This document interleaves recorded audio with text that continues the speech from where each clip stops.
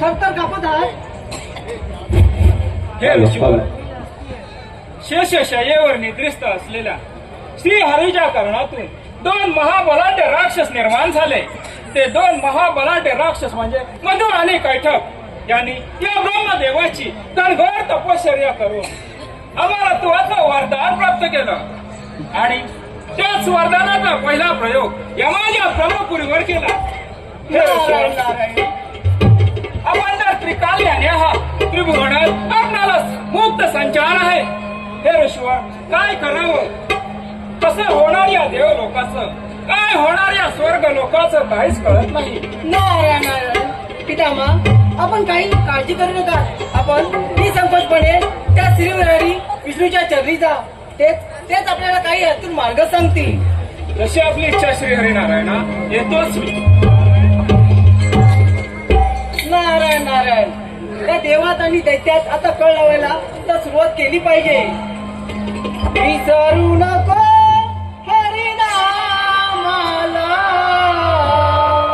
विसरू नको हरिनामाला, हरिनामाचा